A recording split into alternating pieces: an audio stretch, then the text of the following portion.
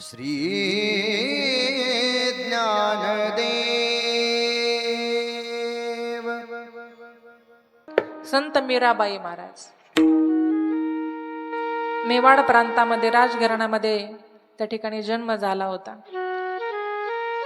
घरामध्ये बक्कळ श्रीमंती महाराज, बक्कळ पैसा त्यांनी मनामध्ये जर आणलं ना तर रत्नजडीत हिऱ्या मोत्यांच्या त्या ठिकाणी चुनऱ्या परिधान करायला मिळतील एवढी श्रीमंती वडिलांच्या घरी बरं का. पण ज्यांनी खऱ्या अर्थाने वैराग्याचं आभूषण धारण केलेलं असेल त्यांना काय किती तोळ्याची अंगठी दिली काय आणि रत्नजडीत हार दिले काय फिके वाटतात महाराज भक्ती समोर. आपण चालता चालता विचार केला असता तर पहा ना महाराज, आपण किती जरी दागिने परिधान केले तरी असं वाटतं अरे एखादा अजून दागिना घातला असता तर बरं पडलं असतं. कारण दागिने आपण स्वतःसाठी घालतच नाही माऊली. कोणासाठी घालतो महिला वर्ग? पुढच्याने पाहावं, पुढच्याने विचारावं, शेजारणीने विचारावं अरे किती तोळ्याच्या पाटल्या आहेत, स्वतःच्या समाधानासाठी नाही महाराज. आलं का लक्षामध्ये? परंतु ज्या ठिकाणी वैराग्याचं तेज असतं ना महाराज, ते इतर कोणतं जे क्रीम लावून असतं म्हणतात ना मेकअप ज्याला आपण म्हणतो त्याने प्राप्त होऊ शकत नाही. जे ओरिजिनल आहे, जे भगवंताने दिलेलं स्वरूप आहे ते टिकून राहणं ही काळाची गरज आहे महाराज. तुम्ही पुरुषोत्तम दादा, आता आपण कलियुगामध्ये हे सांगणं कर्तव्य आहे, कारण फक्त एवढ्या समाजापुरतं ही प्रवचन नाही बरं का दादा. आपला युट्यूब चॅनल आहे ज्ञानदेव संगीत क्लासेस, ह्या माध्यमातून आमचा प्रयत्न असतो की ही सेवा महाराष्ट्रभर पोहोचावी. कारण चालता चालता एखाद्याने आपलं नाव सर्च करावं किंवा केलं नाही तरी कदाचित येतच ना महाराज. एखादा शेतकरी बांधव असेल, शेतामध्ये दारं देत असेल, चुकून एखादं कीर्तन आलं, त्याची सकाळ त्या ठिकाणी भक्तिमय होईल ना महाराज.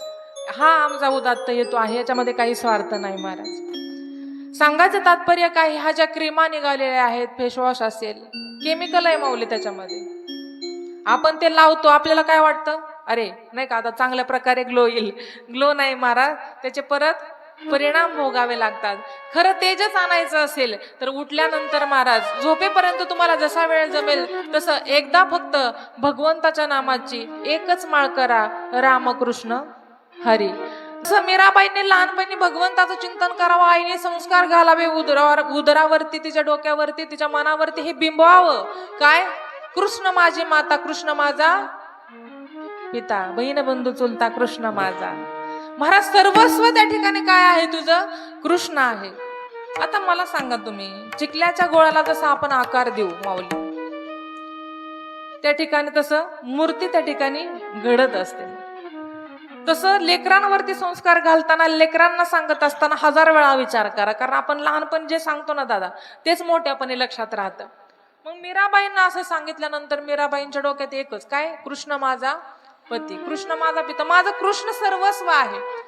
वयामध्ये आलेले आहेत आणि वयामध्ये आल्यानंतर सुद्धा भगवंताचं अखंड चिंतन करतात. मी का सांगते की तरुण वयामध्ये मीराबाईंनी परमार्थ केला, ह्यासाठी हे चाललंय बरं का. नाही तर तुम्ही म्हणता मीराबाईंकडे कुठं घुसल्यात आहे, विषय सोडून त्या ठिकाणी बोलणार नाही. मग आपली तरुण पिढी कुठं भरकटत चाललेली आहे आणि संत मायबापांनी कमी वेळामध्ये, कमी वयामध्ये परमात्म्याला त्या ठिकाणी प्राप्त केलं. महाराज भगवंताचं भजन करतायत, अखंड भगवंताचं ध्यान करतायत, भगवंतासाठी नाचतायत, भगवंतासाठी गातायत. तुम्ही महिला वर्ग, तुम्हाला प्रश्न असेल ताई तुम्ही मस्त प्रवचन कीर्तन करता, परंतु आम्ही खेडेगावात राहणारे आहोत, आम्ही शहरामध्ये राहणारे आहेत, आम्हाला सुद्धा वाटतं हरिपाठामध्ये पावलं खेळावे, पण हा समाज त्या ठिकाणी नावं ठेवल महाराज.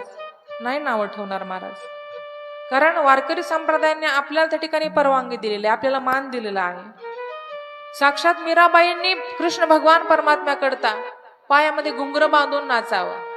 नाचुंगी नाचुंगी नाचुंगी हरिगुण गावत मेतो नाचुंगी महाराज. अरे नुसतं कृष्ण कृष्ण जरी म्हटलं तर हा भवसागर तरुण जाण्याची ताकद कृष्ण या नामस्मरणामध्ये. कृष्ण कहने से तर जाएगा, कृष्ण कहने से तर जाएगा, पार भव से उतर जाएगा. कृष्ण कहने से तर जाएगा, पार भव से उतर जाएगा.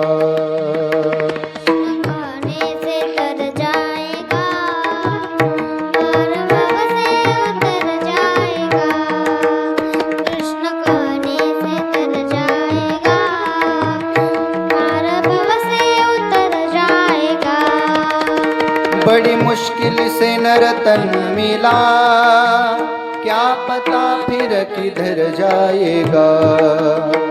बड़ी मुश्किल से नर तन मिला, क्या पता फिर किधर जाएगा। कृष्ण कहने से तर जाएगा, पार भव से उतर जाएगा। कृष्ण कहने से तर जाएगा, पार भव से उतर जाएगा। नुसतं कृष्ण जरी म्हटलं तर हा भवसागर तरुण जाण्याची ताकद त्या भगवंताच्या नामामध्ये आहे. म्हणून ते भगवंताचं नामचिंतन नाचत गात त्या ठिकाणी मीराबाई करतायत महाराज. आणि अशा प्रसंगी राजाने राजाज्ञा व्हावी की कुठंतरी थांबवावं. हे कुठं भगवंतासाठी नाचते आणि गाते, गायचं असेल नाचायचं असेल तर आमच्यासाठी नाचावं महाराज. वडिलांनी सांगितलं अरे हा समाज त्या ठिकाणी तुला नावं ठेवतंय, कुठंतरी थांब. जे वडील आपले कौतुक करत होते ते वडील सुद्धा जन्मदाते पिता सुद्धा म्हणतायत की तू थांब आता. वडील सुद्धा नावं ठेवायला लागलेले आहेत महाराज. पण ऐका ना महाराज, ज्याने अख्खा आयुष्यच भगवंतासाठी समर्पित केलेलं असेल ना महाराज, त्याला ह्या जगाने नावं ठेवू द्यावं महाराज. आई वडिलांनी सुद्धा नावं ठेवू द्यात.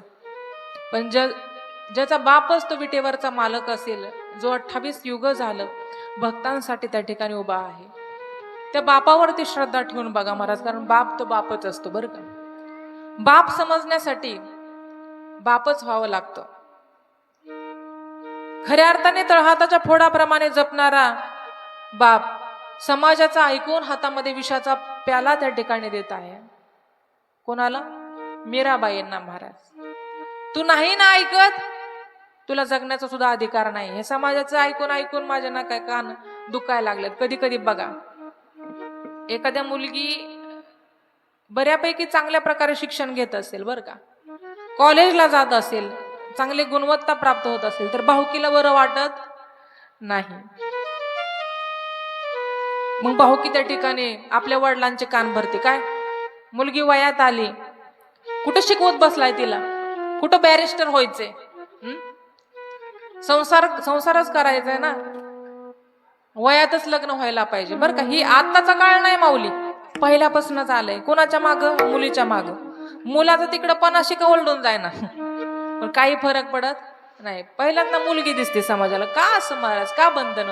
आज जी घटना घडली महाराज तिथं, ह्याला मुलगी जबाबदार आहे का महाराज? ते लेकरू जबाबदार आहे का?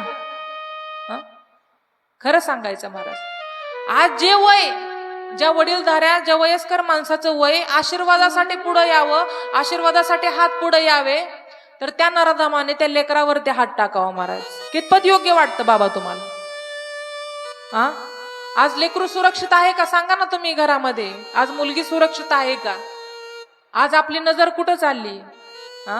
जे छत्रपती शिवाजी महाराजांचा हा महाराष्ट्र, ह्या भूमीला हे शर्मंदिकी आहे महाराज. लाज वाटायला पाहिजे, लाज. अरे ज्या आया बहिणींची अब्रू वाचवणारा माझा राजा कुठं, आणि त्याच महाराष्ट्रामध्ये वय झालेले हे बाबा म्हणायला सुद्धा लाज वाटते महाराज. आलं का लक्षात? आणि आपण काय पेटून उठतो महाराज? कुठंतरी ट्रॅफिक गोळा कर, कुठंतरी ताणतणाव निर्माण कर, त्या लेकराला शांती मिळणार आहे काय? नाही. अरे ज्याने असं कृत्य केलंय ना महाराज, त्याला भर चौकामध्ये उभं जाळायला पाहिजे, पेटवायला पाहिजे महाराज, फाशी द्यायला पाहिजे. काय ह्या सरकारची वाट बघतो आपण? सांगा ना. ते दुःखामध्ये सांत्वन करायला येतं का? येतं का? अरे कधीतरी विचार करा त्या आई वडिलांवरती काय काय म्हणजे परिस्थिती असेल महाराज. ही शब्दामध्ये सांगणारं दुःख नाही. लक्षात घ्या. आपण त्या शासनाची वाट बघतो, कधीतरी ह्याला फाशी द्या. कधी देणार ती फाशी महाराज? मुंबई सारख्या ठिकाणी तिथं मागच्या वेळेस पण हे अशीच घटना घडली माऊली. झाला का? त्या लेकराला न्याय मिळाला का महाराज? नाही.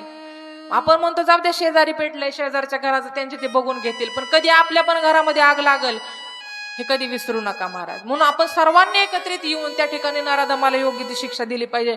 या ठिकाणी छत्रपती शासन आलं पाहिजे महाराज. मला एवढंच वाटतं यावेळेस पीठावरती. आणि हे सगळं का घडतंय? कारण हे कलियुग आहे माऊली. लक्षात घ्या.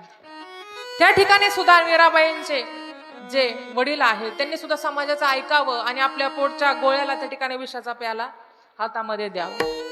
महाराज ज्याप्रमाणे अमृत प्राशन करावं त्याप्रमाणे मीराबाईंनी गटगटा ते प्राशन केलं. काय? विष. कोणाच्या भरोशावर केलं?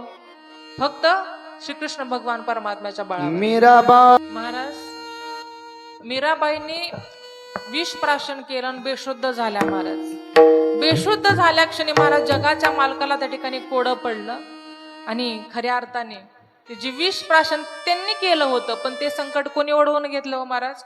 भगवान परमात्म्याने, श्रीकृष्ण भगवान परमात्म्याने पुरुषोत्तम दादा स्वतःकडं ओढवून घेतलं. तुमच्या नावातच पुरुषोत्तम आहे म्हणून तुम्हाला सांगितलं.